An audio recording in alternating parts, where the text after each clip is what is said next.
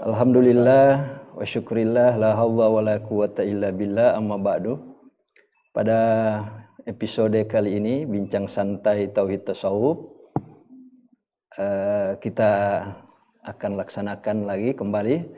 Saya sapa kepada para pemirsa dimanapun berada. Kali ini tema yang akan kita angkat adalah mengenai menata spiritual guru. Jadi bicara soal tasawuf itu tidak melulu bicara soal tarekat, sehingga kita menjawab persoalan-persoalan keumatan, ya, termasuk dalam dunia pendidikan. Dalam hal ini guru yang diberi amanah untuk mentransfer pengetahuan, membentuk sikap dan keterampilan kepada peserta didik, maka tentu perlu diketahui bagaimana menata hati, menata spiritual guru. Selain itu adalah karena perintah undang-undang guru, yaitu guru harus memiliki kompetensi kepribadian. Juga guru diharapkan bisa menjadi orang-orang yang saleh. Dan itu adalah perintah dari Allah Subhanahu wa taala kepada umatnya, yaitu untuk beribadah kepada Allah, menjadi hamba Allah yang baik. Baiklah, pada kesempatan kali ini sudah hadir bersama kita pada kesempatan ini dua narasumber. Kedua narasumber ini adalah praktisi pendidikan sekaligus akademisi. Nah, sehingga sangat tepat ketika mereka kita undang, kita hadirkan di tempat ini untuk membahas tentang bagaimana menata spiritual guru, baik secara konseptual maupun secara aplikasinya di lapangan, karena mereka ini sering bersentuhan dengan guru. Yang pertama kami perkenalkan yaitu Bapak Nasipan.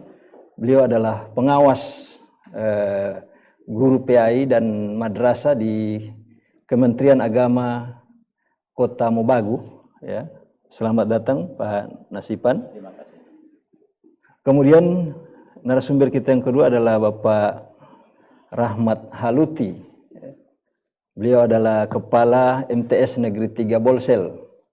Alhamdulillah jauh-jauh dari Kota Mobagu dan Bolsel hadir di studio Mimosa TV ini dalam rangka menyapa para pemirsa, dan kami juga dihadiri oleh jamaah atau dari pengurus Majelis Pengkajian Tauhid Tasawuf di Atinggola, ya, dan juga dari pemerhati wanita Ibu Alia dan Ibu Hanon Blongkot, ya. Selamat datang di studio ini. Dan kami awali untuk perbincangan kita kali ini mempersilakan kepada dua narasumber untuk memberikan pengantar terkait dengan bagaimana menata spiritual guru, baik secara konsep maupun regulasi ataupun pengalaman di lapangan selama ini yang dihadapi, baik itu mungkin ada kendala-kendalanya, ada problemnya, atau mungkin ada solusi-solusi yang diberikan dalam rangka menata spiritual guru. Kepada yang kami persilakan dulu kepada yang terhormat Bapak Nasipan, kemudian dilanjutkan oleh Bapak Rahmat Haluti. Disilakan Pak. Bismillahirrahmanirrahim. Assalamualaikum warahmatullahi wabarakatuh. Waalaikumsalam. Alhamdulillahirabbil alamin. Yang saya hormati pemandu sekaligus dosen saya di Pasca Sarjana yang sangat luar biasa. Semoga kita yang hadir di tempat ini dan yang bertebaran di muka bumi pertiwi ini menjadi orang-orang yang diberi kekayaan batin, yang tidak pernah diperbudak oleh kemiskinan, dan yang tidak pernah dipermalukan oleh kezaliman. Mengapa? Apabila kemiskinan itu ada dan melekat pada diri kita, baik miskin harta, miskin ilmu, dan miskin pengalaman, dan yang paling getir adalah miskin iman, lagi-lagi kita akan mudah diperdaya, direndahkan, ditipu, dan bahkan kita dihina oleh makhluk yang bernama manusia. Salawat dan salam semoga Allah melimpahkan kepada baginda Rasulullah SAW bahwa sesungguhnya menurut bahasa lain adalah Nabi Muhammad itu selain seorang Rasul, selain seorang Nabi, Nabi Muhammad SAW adalah ternyata seorang guru yang sangat luar biasa. Hadirin pemirsa dimanapun Anda berada, saya perkenalkan, nama saya Nasipan, berasal dari Yogyakarta. Saya bertugas di Kementerian Agama Kota Tombago, dipercayakan sebagai pengawas madrasah dan pengawas pendidikan agama Islam yang ada di Kota Tombago. Saya berterima kasih kepada host yang memberikan kesempatan kepada saya bahwa sesungguhnya ada dua pemikiran saya, kerisauan saya adalah harta, kekayaan itu bisa hilang dan bahkan bisa lepas begitu saja secepatnya. Akan tetapi ilmu sesungguhnya itu adalah sesuatu yang mahal harganya. Jadi pandangan saya adalah para guru, mari saya mengajak kiranya kita memanfaatkan waktu, bahwa sesungguhnya waktu itu kita semuanya sama, 24 jam. Yang sukses, yang gagal, yang kaya, yang miskin, waktu kita sama 24 jam. Mari kita kaji bahwa dalam 24 jam ini ada yang mampu memimpin negara yang begini besar, yaitu misalnya presiden. Ada yang dalam waktu 24 jam dia mampu memimpin perusahaan berjuta-juta orang, memiliki karyawan yang begitu banyak. Dan ada yang dalam waktu 24 jam dia mampu memimpin dunia yang begini sangat tergana. Namun sayang dalam waktu 24 jam dia tidak mampu memimpin dirinya sendiri. Itulah orang-orang yang rugi. Hadirin, saya sangat senang sekali diundang pada kesempatan kali ini sebagai pemerhati pendidikan. Saya kurang lebih saya bertugas di Kota Tombago yang sebelumnya bertugas di dunia luar, perbatasan yang sangat luar biasa Pak Doktor, yaitu di belahan Ternate di penghujung sana. Pendidikan yang ada di bagian timur itu sangatlah miris. Kenapa? Karena di perbatasan di pulau-pulau terluar, pulau-pulau terkecil itu butuh sentuhan, butuh ada hal-hal yang unik, yaitu terkait dengan keimanan, terkait dengan sentuhan-sentuhan pendekatan-pendekatan keilmuan. Artinya bahwa yang kami lihat, kajian-kajian kami yang kami dapati di belahan-belahan negeri timur sana, kami kurangnya sosialisasi kajian-kajian. Olehnya saya lebih senang, tertarik ketika kegiatan-kegiatan seperti ini kita kembangkan, kita selalu gaungkan sehingga pendidikan itu lebih cenderung selain pedagogik profesional, yaitu adalah kepribadian seorang guru atau tenaga edukatif itu sendiri. Itu sebagai pengantar dari saya kembalikan kepada Pak Host. Terima kasih. Assalamualaikum warahmatullahi wabarakatuh. Ya, terima kasih. Mungkin langsung saja dilanjutkan oleh Pak Rahmat Haluti. Ya, terima kasih. Bismillahirrahmanirrahim. Assalamualaikum warahmatullahi wabarakatuh. Alhamdulillah wa syukurillah. Puja dan puji syukur kita persembahkan kerabanillahi Rabbi. Karena dengan izin kuasanya lah kita semua masih diberikan kesehatan, kenikmatan oleh Allah Subhanahu wa Ta'ala, di mana pada hari ini kita berjumpa bersama pemirsa di mana saja berada. Salawat dan taslim semoga tercurah pada baginda Rasulullah Muhammad SAW. Senantiasa kita mengucapkan Allahumma salli wa sallim ala Sayyidina Muhammad. Alhamdulillah, di tengah-tengah kita semua pada pagi menjelang siang hari ini, kami atas nama Rahmat Haluti, di mana keseharian kami sebagai Kepala MTS Negeri 3 Bolsel, di mana bahwa kami dipercayakan oleh pimpinan untuk memimpin salah satu lembaga di Bolaang Mongondo Selatan dengan tujuan untuk meningkatkan kualitas daripada para guru Sehingga dalam kesempatan ini perlu kami menyampaikan di mana bahwa spiritual daripada guru itu menjadi salah satu yang utama untuk kita dalam menghadapi berbagai macam karakter siswa, karena masing-masing siswa itu tidak sama sifatnya. Nah, tugas sebagai seorang guru punya motivasi terhadap siswa, di mana bahwa guru itu harus diberikan pembekalan yang luar biasa. Yang terutama terkandung dalam dirinya bahwa hablum minallah dan hablum minannas. Hubungan kita kepada Allah dan hubungan kita kepada sesama manusia. Nah, disinilah akan ditemukan bahwa jati diri sebenarnya seorang manusia. Sehingga kalau kita berbicara tentang hablum minannas, maka hubungan kita sesama manusia harus diperbaiki.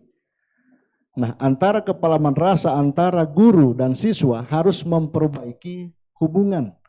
Nah, terkaitan dengan hal seperti itu, hubungan kita kepada Allah itu hablum minallah, yakni beribadah, di mana harus memberikan sesuatu pemahaman kepada guru dan juga tenaga pendidik dan kependidikan, di mana bahwa pendidikan ini sangat utama terhadap pembinaan akhlak, baik guru, mulai dari guru, dan begitu juga diterapkan kepada siswa. Hal yang utama adalah akhlak. Sehingga pembinaan mental terhadap guru harus memang benar-benar siap bahwa kita ini sebagai guru. Jangan guru hanya mengharapkan sesuatu yang turun dari langit, sementara hubungan kita terhadap sesama manusia, hubungan kita terhadap Allah itu sangat minim. Jadi barangkali sekelumit ini yang bisa kami sampaikan, insya Allah bermanfaat, dan kami kembalikan kepada host. Assalamualaikum warahmatullahi wabarakatuh. Waalaikumsalam warahmatullahi wabarakatuh. Jadi itu tadi beberapa penjelasan terkait dengan menata spiritual guru.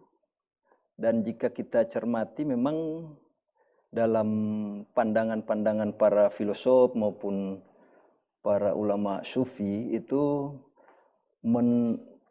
menekankan pada pentingnya pembinaan ruhani itu. Karena memang manusia itu ada dua unsur yang pada diri manusia itu, ada unsur jasmani dan unsur rohani. Sementara yang substansi itu adalah sebenarnya ruhani. Bahkan kalau kita merujuk kepada ayat-ayat Al-Quran, yang pertama diciptakan itu sebenarnya bukan jasmani tetapi ruhani. Wa nafakhtu fihi min ruhi. Nah, walaupun memang wa nafakhtu fihi min ruhi, tetapi ruh ini sudah ada lebih dulu. Sebelum jadi jasmani ini atau badan ini hanyalah perangkat ruhani.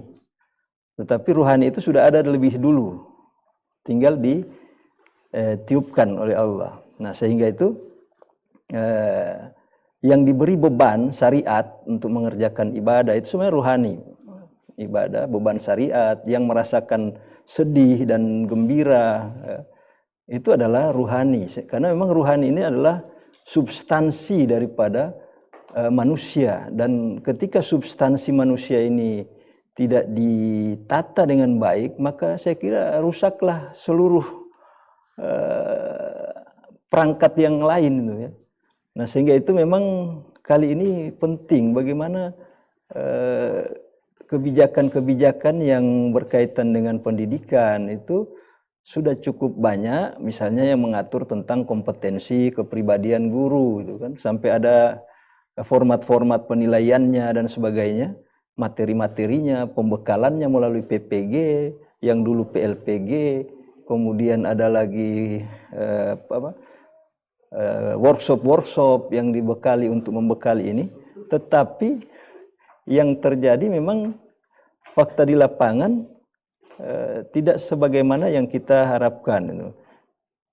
Ini terbukti dari banyaknya kegelisahan siswa atas perlakuan guru yang tidak mendidik dengan hati, artinya tidak dengan spiritual, tetapi lebih menekankan pada kognitif, bagaimana supaya akalnya cerdas tetapi emosinya kadang meledak-ledak. Dan saya rasa ini kita semua sudah mengalami bagaimana perlakuan guru-guru kita dulu yang memperlakukan kita mungkin tidak dengan marah-marah atau sering suka mengata-ngatai kita dan sebagainya. Ini sebenarnya kekeringan spiritual atau tidak mampunya guru menata spiritual. Nah, ini yang perlu kita bincangkan kali ini sebenarnya, mengapa itu sampai terjadi? Manusia itu substansinya ruhani, regulasinya sudah dibuat perangkat yang terbaik oleh pemerintah hasil godokan dari beberapa pakar di dalamnya, kemudian dilakukan pembekalan melalui beberapa kegiatan, tetapi kok sampai sekarang faktanya saya kira Pak Rahmat tidak boleh sembunyi-sembunyi untuk menyampaikan ini, masih adanya guru-guru yang dari sisi ya mungkin zahirnya lah, kita tidak bisa masuk ke batinnya ya, tapi dari sisi zahirnya kok begini itu kan. Tapi kan zahir itu menggambarkan dalamannya kan gitu. Atau lemari itu menggambarkan, tidak mungkin lemari itu mengeluarkan yang bukan isinya, dia hanya mengeluarkan isinya. Nah, begitu juga hati, spiritual ini kan menyangkut hati. Nah, ini beda dengan ritual. Kalau ritual kan dia lebih ke ritus-ritus keagamaan. Nah, kalau spiritual itu bisa melekat di semua aktivitas, baik ibadah maupun muamalah. Saya kira ini perlu mungkin ada pertanyaan dari teman-teman yang lain terkait dengan tema kita kali ini, untuk memberikan tanggapan atau ya, pertanyaan atau sharing lah. Silakan Bu Hanon barangkali. Terima kasih. Ya. Assalamualaikum warahmatullahi wabarakatuh. Saya langsung. Ayo. Halo. Saya langsung dengan tanggapan atau sharing apa yang disampaikan oleh Pak Najamuddin tadi, yang mana kita harus mendidik anak itu dengan rohani. Itu sangat benar sekali. Saya hanya menceritakan pengalaman sedikit. Di waktu saya masih di SMA, sebetulnya saya Pak bukan sosok guru, tidak, cuman administrasi KTO. Pengalaman saya waktu di SMA Negeri 1 Atinggola di tahun 2005-2006 itu, pengalaman saya menemukan siswa waktu itu pelaksanaan ujian. Kebetulan siswa itu sudah sekitar 5-6 tahun di SMA. Siswa ini bukan karena bodoh atau apa. Setelah saya temui siswa itu tidak masuk ujian, kenapa? Saya tanya permasalahannya. Ternyata bermasalah dalam pakaian.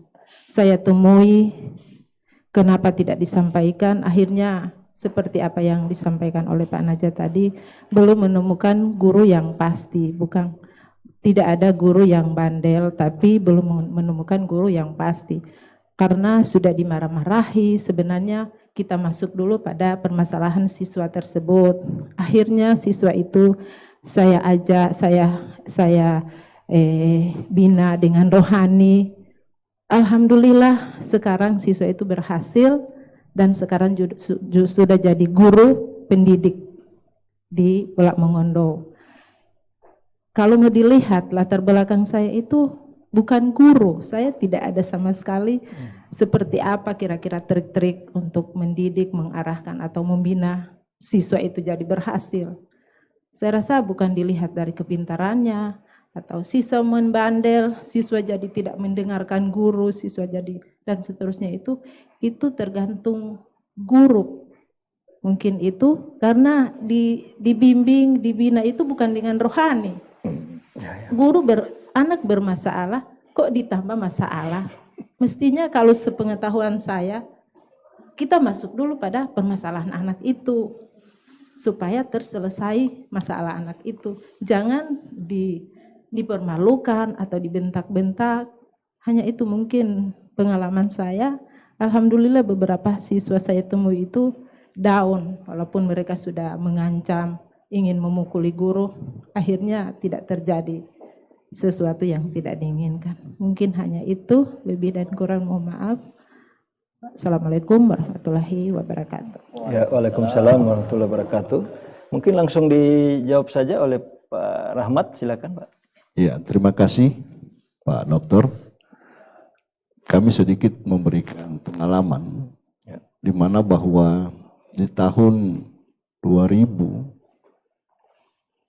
dan mulai dari 2000 itu sendiri kami sebagai guru pemerhati pendidikan, ternyata Pak Dokter bahwa kembali kepada diri kita masing-masing. Sehingga itu perlunya pembinaan akhlak terhadap guru di saat mengajar.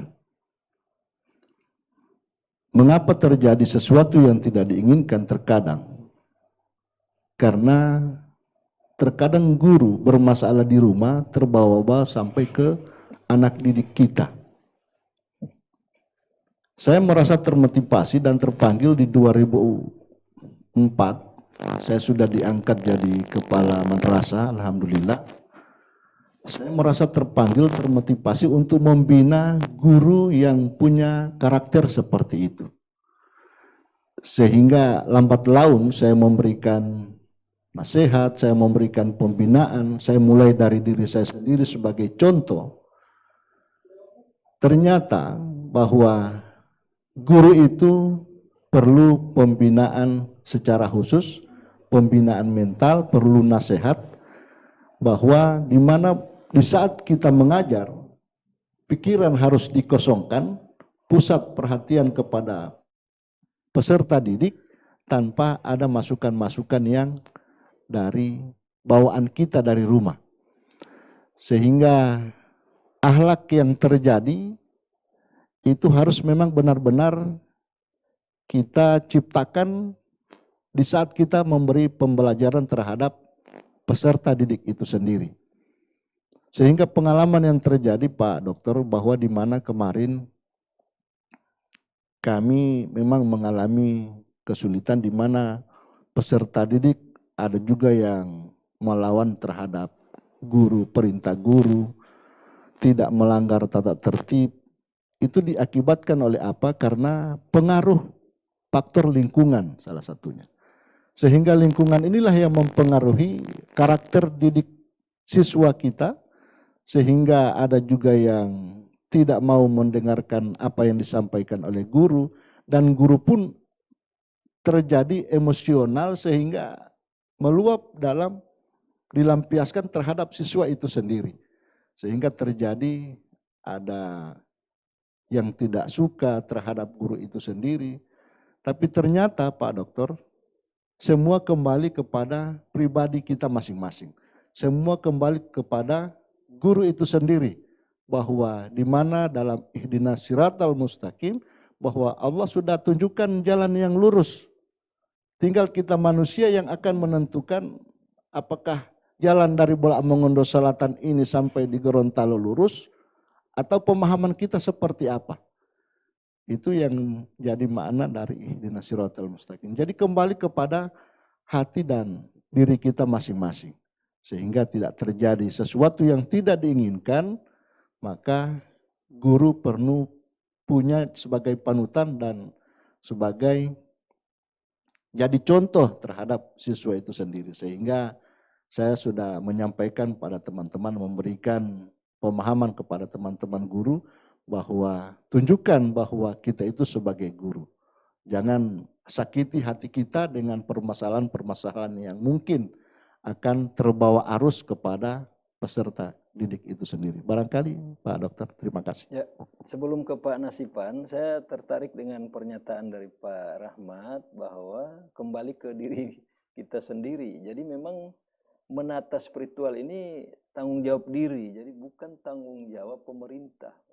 Artinya karena yang akan mempertanggungjawabkan seluruh perbuatan kita itu bukan pemerintah, tapi diri kita sendiri. Nah, selama ini kan kita terkesan melempar tanggung jawab itu, termasuk dalam dunia pendidikan. Orang tua sudah melepaskan tanggung jawab mendidik itu pada guru, sehingga seolah-olah kesannya orang tua sudah tidak bertanggung jawab. Padahal guru itu hanyalah diserahi tanggung jawab, bukan penanggung jawab. Penanggung jawab itu pada orang tua, guru itu hanya diserahi tanggung jawab. Nah, oleh karena itu memang sangat baik ini kita maksudnya sosialisasikan kepada guru-guru bahwa tanggung jawab menata diri itu, menata khususnya spiritual, itu adalah tanggung jawab pribadi guru itu sendiri, walaupun memang dinilai oleh pemerintah dalam hal kompetensinya itu terutama kompetensi kepribadian. Tetapi jangan beranggapan bahwa itu adalah amanah yang dibebankan kepada pemerintah. Mungkin itu amanah rakyat, tapi amanah Allah tetap kepada pribadi kita masing-masing. Saya kira menarik. Kemudian untuk lingkungan tadi, memang saya tidak termasuk yang sependapat kalau lingkungan itu menjadi kambing hitam, karena memang saya belajar dari filosofi ikan, Pak. Jadi ikan itu hidup di tengah air laut, tapi dia tidak pernah dirinya jadi asin, walaupun dia berada di lingkungan yang artinya ikan saja tidak menyalahkan air laut. Dan dia tidak mau terpengaruh oleh lingkungan yang asin itu. Kenapa? Karena ikan itu masih hidup. Tapi kalau dia sudah mati, ya dia jadi ikan garam, kan jadi asin, Pak. Nah, manusia juga itu sebenarnya begitu, Pak. Ini selama dirinya itu ruhaninya masih hidup, jadi yang hidup itu bukan jasmani, Pak, ruhani yang hidup. Jadi selama ruhaninya masih hidup, dia tidak akan terpengaruh. Nah, yang menghidupi ruhani itu adalah iman, bukan kognitif. Nah, selama ini kan kita berpikir yang menghidupkan ruhani ini adalah asupan makanan. Ini aja terkesan bahwasanya bisa menghidupkan ruhani, tidak. Hidupnya manusia itu terkesan oleh imannya. Jadi kalau dia ada iman, maka dia hidup. Maka ketika itu tidak akan mungkin lingkungan itu mempengaruhinya. Seperti ikan yang hidup di lautan. Oke, silakan Pak Nasiban untuk memberikan komentar terkait dengan tanggapan tadi dari Ibu Hanum. Jadi silakan. Baik, kerisauan dari Ibu yang dari Gorut ini sangat luar biasa untuk kita kaji. Saya memiliki dua kata kunci. Yang pertama adalah ladang amal, dan yang kedua adalah ladang jihad. Kenapa kalau kita bilang ladang amal? Seorang guru itu adalah amanat undang-undang yang menjadi penerima amanah dari kedua dari orang tua. Jadi guru itu harus sadar bahwa dia memegang amanah yang diberikan oleh undang-undang sebagai orang kedua dari orang tua di rumah. Itu yang pertama. Jadi di sana yang ada harusnya adalah jiwa kasih sayang, kemudian keteladanan, sosok seorang guru itu harus kita tunjukkan. Yang pertama adalah suri toladan. Saya kira suri toladan itu sangatlah penting. Itu yang pertama. Yang kedua adalah kita harus tahu bahwa sebagai guru itu adalah ladang jihad. Semakin nakalnya itu anak, semakin bandelnya itu anak, maka pahala kita semakin akan naik, diuji kita. Semakin anak itu semakin bandel, laksana bengkel. Kalau bengkel itu cuma rusaknya satu, busi umpamanya diganti busi ya selesai dia jalan. Tapi semakin itu motor semakin banyak rusaknya, itu adalah ladang jihad kita untuk mengganti olinya, mengganti businya, segala administrasi, segala alat yang ada pada motor itu sendiri. Itu dua kata kunci. Kemudian kira-kira win-win solusinya ada apa? Yang pertama adalah siswa itu agar pendekatannya ilahiyah, itu ada unsur-unsur pembiasaan. Unsur-unsur pembiasaan itu laksana pisau. Pisau itu hanya mengiris bawang dengan tomat di dapur misalnya. Ketika dia tidak diasah, kemudian digosok perlahan-lahan, maka pisau itu akan tumpul. Begitu juga iman seseorang, spiritual seseorang ketika tidak diasah, maka lama-kelamaan dia akan akan tumpul. Yang kedua, pendekatannya kenapa sekarang era milenial ini siswa-siswa itu mudah emosi, mudah hanya demonstrasi. Kalau dulu kalau yang terjadi di kami di pondok pesantren di Jawa itu, di Jogja, di Solo dan lain sebagainya, itu tidak ada seperti HP begini, seperti itu pelampiasan ke sana tidak ada.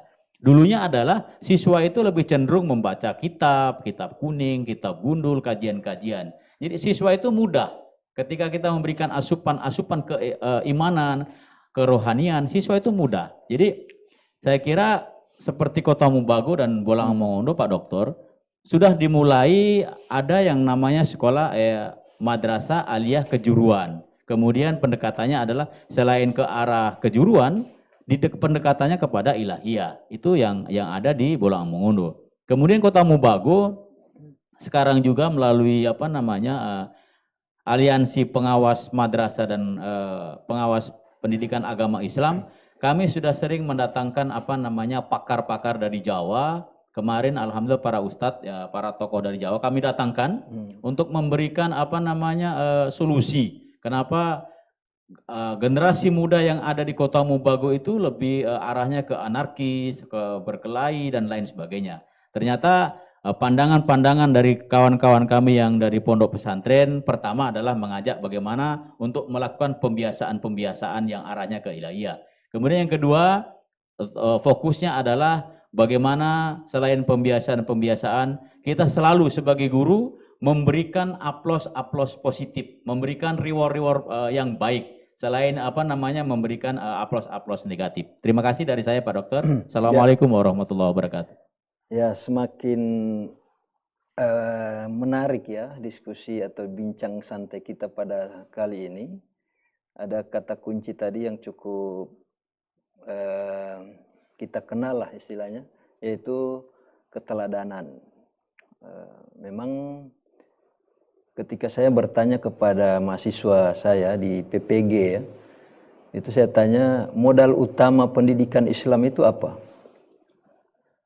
Itu rata-rata jawabannya keilmuan, Pak. Bahwa ilmu. Jadi modal utama pendidikan itu adalah ilmu. Ada juga yang jawab sarana, kemudian guru. Tetapi setelah saya membaca di modul itu, ternyata modal utama pendidikan itu adalah teladan. Jadi teladan itu modal utama pendidikan. Bahkan di situ selain teladan diungkap di modul itu, modal yang lain itu dalam pendidikan itu adalah doa, Pak. Nah ini saya karena ini kan menyangkut spiritual, jadi memang hubungan kita dengan Allah itu melalui doa itu terkadang membuka mata batin kita menjadi lebih luas lagi, sehingga mungkin perlu ditambahkan lagi Pak Nasipan tadi itu, dianjurkanlah kepada guru ini supaya dia berdoa itu, karena doa-doa ibu kita itu ternyata mengantarkan kita juga seperti ini. Kenapa kita tidak mendoakan anak didik kita itu? Artinya teladan oke, tapi doa juga jangan dilupakan itu. Kita doakan supaya anak didik kita. Tapi kalau kita marah-marah, bagaimana kita mau mendoakan mereka punya ini? Kita sakit hati terus dengan siswa yang nakal-nakal itu. Jadi bayangkan itu, kita masih mampu mendoakan mereka, di tengah mereka selalu membuat kerusakan kepada kita atau kenakalan di hadapan kita. Tapi kita mampu mendoakan. Tapi sekarang kan jangankan mendoakan, sedangkan menganjurkan kebaikan kita sudah tidak bisa di hadapan siswa ketika siswa itu sudah nakal. Bahkan kita sudah main cap siswa bodoh, siswa bandel dan sebagainya. Sehingga cap-cap ini kemudian melekat pada dirinya sehingga dia tidak bisa keluar lagi dari labelisasi yang diberikan oleh guru itu. Nah ini saya kira dari sisi pendidikan kurang baik, dan dari sisi tasawuf kurang beradab. Nah, kalau dari sisi agama ya kurang spiritualnya lah, sehingga memang penting sekali nih Pak ya, dari menata spiritual ini dengan keteladan, dengan doa dan pembiasaan. Karena teladan kalau tidak dibiasakan juga jadi berat. Nah jadi ringan dia kalau ala bisa karena biasa. Kalau biasanya marah-marah ya tidak jadi itu teladan yang baik itu. Oke, saya kira mungkin dari Ibu Alia ada statement. Ya. Assalamualaikum warahmatullahi wabarakatuh. Waalaikumsalam. Alhamdulillah, saya pribadi ya, dan mungkin ibu-ibu semua yang ada di Gorontalo khususnya dan Indonesia pada umumnya diberikan amanah oleh Allah Subhanahu wa taala menjadi guru di Universitas Kehidupan, yang sebenarnya kita semua ini berpotensi menjadi guru. Tetapi sebelum kita menggurui, harusnya kita berguru dulu ya, introspeksi dulu ke diri kita sebelum kita menganggap bahwa diri kita ini, apakah kita ini sudah benar-benar guru untuk menggurui orang lain sementara diri kita sendiri ini. Saya tertarik dengan beberapa statement yang ada tadi, bahwa modal utama pendidikan adalah teladan dan modal yang lain adalah doa. Kebanyakan yang terjadi ya, ini fakta real. Kebanyakan guru ini, nah di sini kan modal utama pendidikan adalah teladan, tetapi kebanyakan yang terjadi posisi guru ini tidak bisa menjadi teladan. Bagaimana disuruh kita, ini kita kaitkan ya, ketika hari ini kita bincang santai tauhid tasawuf. Jadi semua apa yang materi yang tadi kita sudah bicarakan ini kita kaitkan dengan ilmu tasawuf, karena bahwa benang merahnya seperti apa kita bicara pendidikan, bicara menjadi guru, bicara ingin mendidik, ingin merubah orang, tapi apakah kita mampu, sudah benar kita menjadi teladan. Jadi ada pendekatan ilahiyah bahwa rohani itu adalah tanggung jawab kita sendiri, rohani. Ini yang dikaitkan dengan semua materi ini, bahwa pendidikan yang kita terima dan sebagainya itu jangan berharap ke lingkungan atau ke pemerintah, tetapi di sini kan kita ada guru-guru semua nih. Pemerintah itu fungsinya seperti apa? Tidak membiarkan, artinya ada pendidikan, kurikulum, sehingga kurikulum itu bukan sekedar mengajarkan murid-murid menjadi seorang sarjana, pendidik, tetapi dia tidak menjadi teladan. Jadi mungkin ini yang harus kita pikirkan bersama, bahwa teladan itu adalah perlu. Sebelum kita bicara ke orang, menggurui orang, mampukah kita menjadi teladan?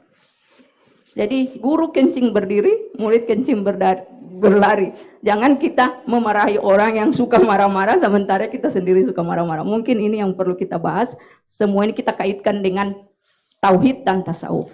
Ya, terima kasih. Wassalamualaikum warahmatullahi wabarakatuh. Jadi sebelum ke narasumber, saya perlu menanggapi untuk mengantarkan kepada narasumber terkait dengan pernyataan dari Bu Alia tadi, bahwa tidak mudah menjadi seorang guru yang menampilkan keteladanan, sehingga perlu dibekali untuk modal dia bisa jadi teladan itu adalah penanaman tauhid itu ya. Jadi itu yang saya tangkap tadi, tauhid dalam arti tasawuf ya, atau bagaimana hadap hatinya dia hanya kepada Allah. Saya contohkan begini Pak, untuk bisa menjadikan seseorang itu bersyukur, kan menata hati itu misalnya dia syukur itu. Dia jadi guru, dia syukuri. Kemudian ketika dia berhadapan dengan siswanya, kalau terlihat di mata, di pandangan guru, di hati siswa itu tidak terlihat batinnya siswa itu ada Allah, atau tidak terlihat ini adalah nikmat, karunia itu, maka agak sulit dia mewujudkan rasa syukur itu, sehingga tidak bisa menjadi teladan itu. Jadi kalau dia bisa bersyukur karena terlihat Allah pada batin anak ini itu. Nah, terlihat Allah. Artinya ruhi itu sama. Apa sih bedanya ruhi saya dengan ruh dia gitu kan? Miruhi itu sama Pak, ruhnya juga, itu ruhnya. Jadi terlihat Allah pada batinnya itu loh, maksudnya begitu. Ada sifat-sifat Allah dalam batin, ada perbuatan Allah pada diri orang ini. Nah, kalau kita melihat dengan kacamata batin seperti itu, saya kira agak sulit kita untuk mengingkari dengan cara marah-marah, sulit karena terlihat Allah di situ Pak. Di ruhi itu, ruhnya itu. Kita ini punya ruh bukan ruh milik kita, ruh Allah. Nah, kalau ruh Allah, kita berhadapan dengan ruh Allah. Makanya kemarin Pak Torik itu waktu menyampaikan kuliah umum di Pasca Sarjana, beliau menyatakan, saya tidak melihat rakyat saya itu adalah rakyat, tapi yang saya lihat ini adalah amanah untuk yang saya harus pertanggungjawabkan kepada ruh-ruh Allah. Bayangkan Pak, ruh-ruh Allah Pak yang dia lihat pada rakyat ini. Jadi ketika menzalimi seseorang, maka menzalimi ruh Allah pada orang ini. Nah, ini bagaimana Pak? Ini makin dalam lagi ini Pak. Silakan Pak. Artinya apakah pandangan ini ada enggak di dalam batin guru, pandangan-pandangan semacam ini? Jangan-jangan dia mau lihat ini, wah setan yang di hadapan saya ini, dia marah-marah Pak. Dia lihat setan Pak. Oke, silakan. Baik, ini sangat luar biasa ini kerisauan seorang ibu yang sangat luar biasa ini. Menurut saya pernah meneliti Bu, pernah meneliti tasawuf waktu itu di Maluku Utara, Ternate dan Tidore. Salam jauh dari Ternate dan Tidore. Ada bahasa Ternate begini Bu, tego-tego sabea, tagi-tagi sabea, otu-otu sabea, bacerita-bacerita sabea. Artinya bahwa menurut tasawuf orang Ternate dan Tidore, duduk-duduk dia sembahyang, pergi berjalan dia sembahyang, dia bekerja sembahyang, berbicara pun dia sembahyang. Itu tasawufnya orang Ternate.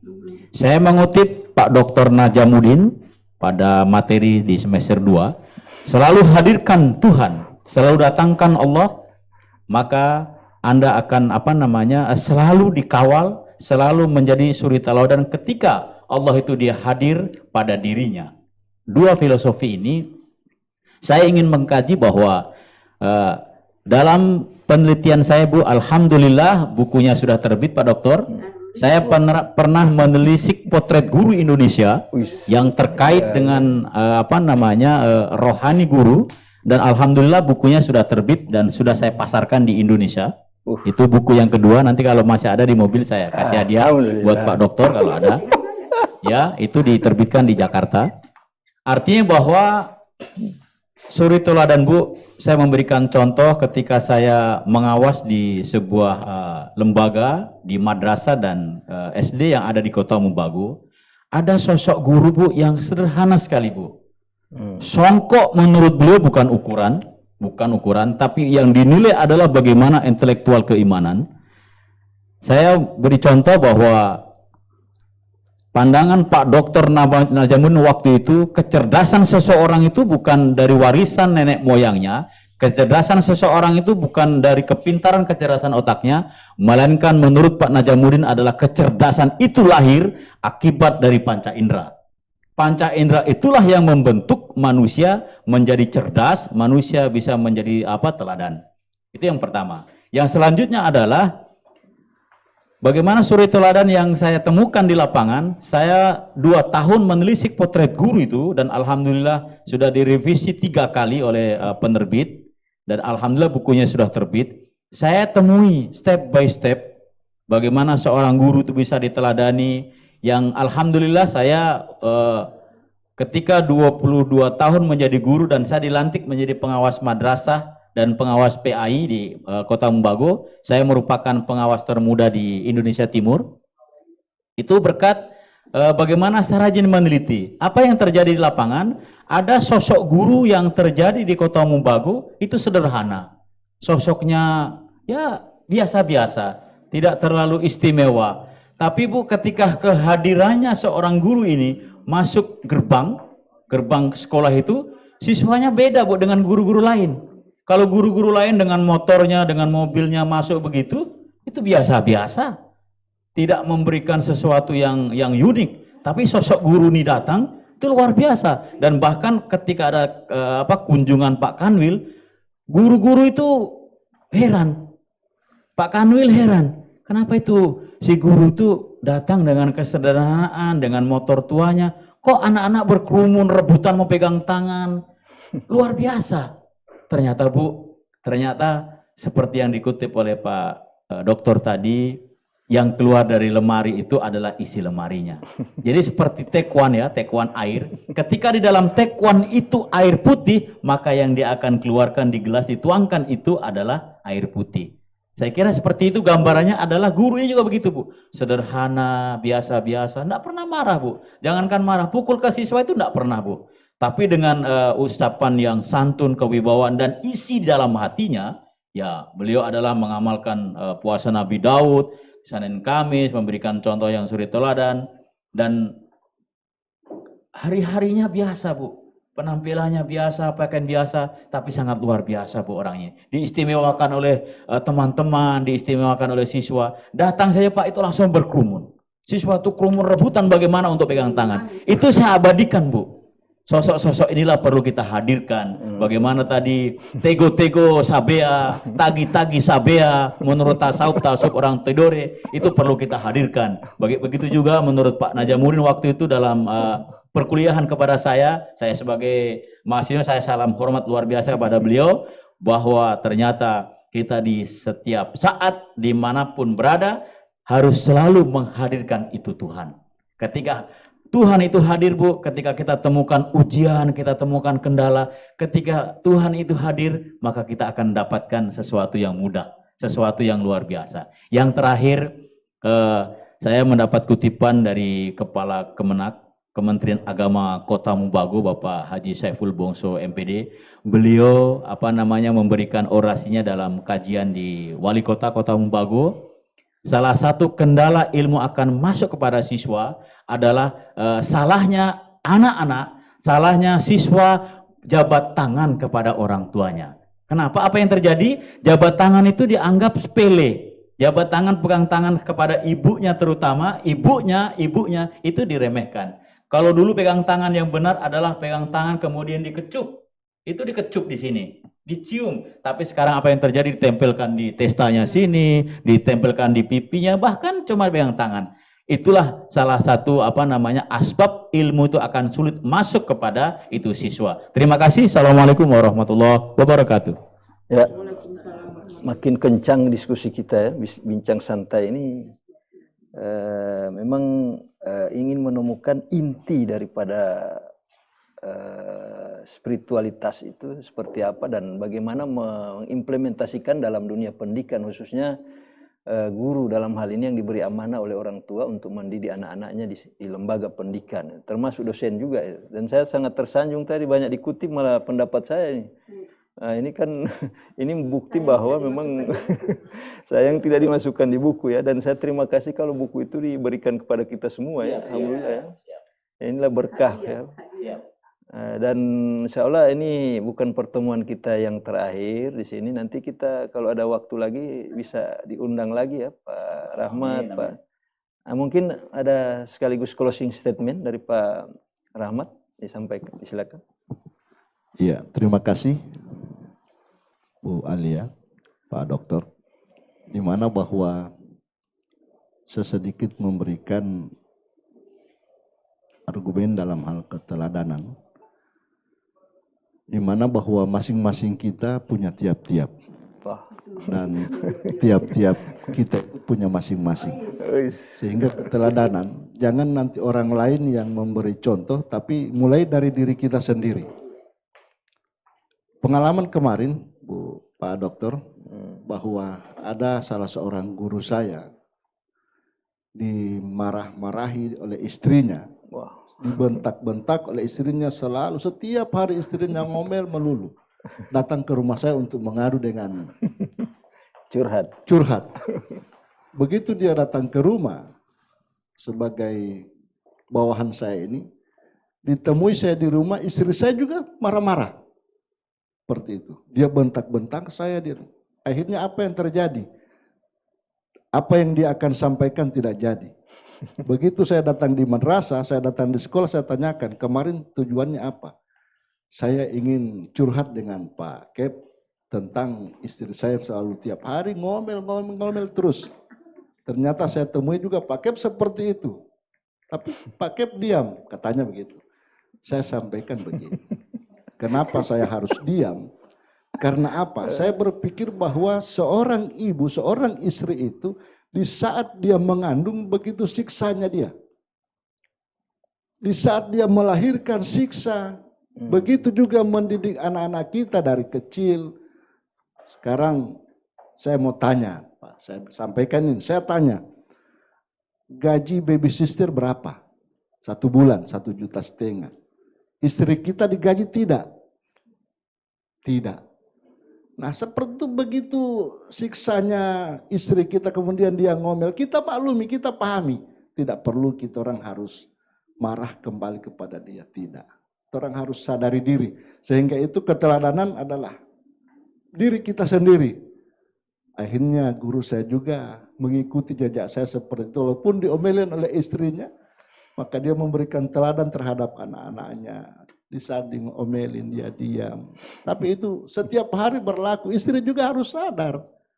Kan seperti itu. Sehingga saya sampaikan bahwa semakin tinggi ilmu seseorang, semakin banyak juga yang tantangan yang harus dihadapi. Sehingga dalam spiritual seperti ini perlu menanamkan diri kita akhlak yang baik terhadap sesama. Seperti itu Pak Dokter. Terima kasih. Assalamualaikum warahmatullahi wabarakatuh. Ya, terima kasih kepada Pak Rahmat yang sudah memberikan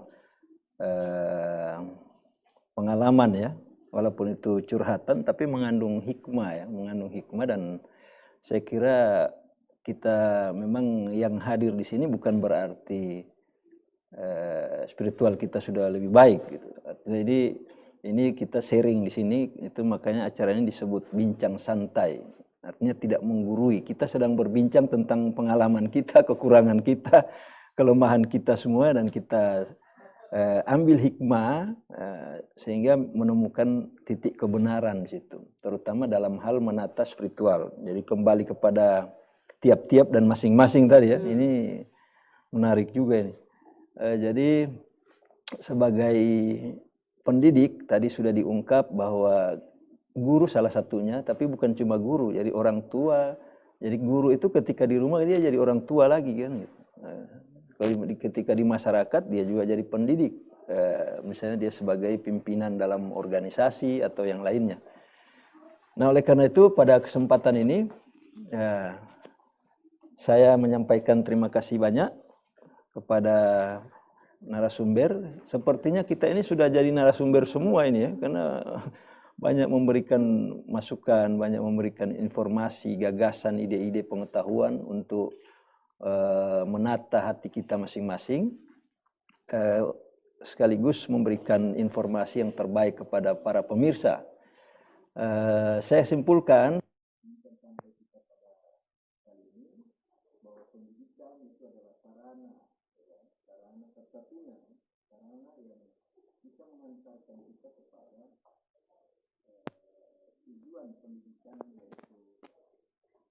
tujuan primordial kita, yaitu menjadi manusia yang bertuhan, manusia spiritual. Kita ini adalah manusia spiritual, manusia rohani, dan pendidikan itu adalah sarana satu-satunya, khususnya pendidikan Islam, satunya sarana untuk mengantarkan kita menjadi makhluk primordial. Ya, makhluk bertuhan yang kembali kepada fitrahnya itu. Sehingga saya menyimpulkan tadi bahwa seluruh keberhasilan pendidikan itu ditentukan oleh spiritualitas. Baik itu kognitifnya, psikomotoriknya, itu hanya ditentukan oleh, termasuk afektif sosialnya yang disebut akhlak tadi, itu bergantung pada spiritualnya.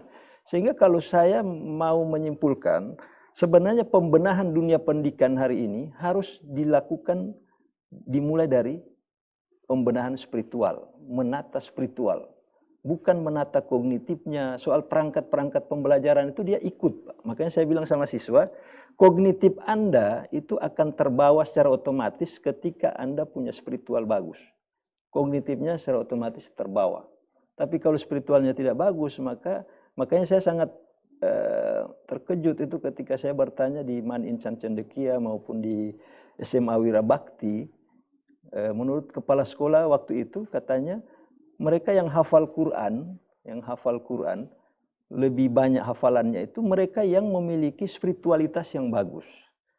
Dia tahan menderita, dia kuat menerima tantangan, dia sangat banyak beribadah, menghadirkan Allah dalam batinnya, itu lebih sukses dalam menghafal Al-Quran dibanding yang tidak. Nah, saya kira ini penting bagi kita, sehingga penopang kognitif itu adalah afektif dan psikomotorik. Nah, sehingga menurut saya tidak bisa dipisahkan ketiganya itu dalam dunia pendidikan. Tidak mungkin orang yang pintar itu dia tidak kerja keras, dia tidak tekun, dia tidak mungkin dia jadi dengan sendirinya. Dia pasti melalui sebuah proses perjuangan, termasuk menghadirkan spiritual yang kokoh di dalamnya, sehingga dia bisa meraih puncak-puncak keberhasilan. Dalam hal ini adalah pengetahuan yang khususnya pengetahuan agama. Nah, saya kira terima kasih banyak sekali lagi saya sampaikan. Mudah-mudahan bincang santai kita ini akan berlanjut pada hari yang akan datang dengan tema-tema yang lebih menarik lagi, dan tidak bosan-bosan kami ingin mengharapkan kehadiran dari narasumber kita pada kesempatan ini. Siap. Dan ketika ada di Gorontalo maksudnya, karena mereka berdua ini tugasnya di Kota Mobagu dan di Bolsel, jadi cukup jauh, dan insya Allah dalam waktu 1 bulan ini mereka akan mendapatkan gelar Magister Pendidikan di Pasca Sarjana YN Sultan Namaya Gorontalo. Ya, kita doakan bersama, mudah-mudahan ilmu yang mereka peroleh itu bermanfaat bagi kehidupan khususnya dalam dunia pendidikan. Demikian dan terima kasih atas perhatian dari para pemirsa sekalian dimanapun berada.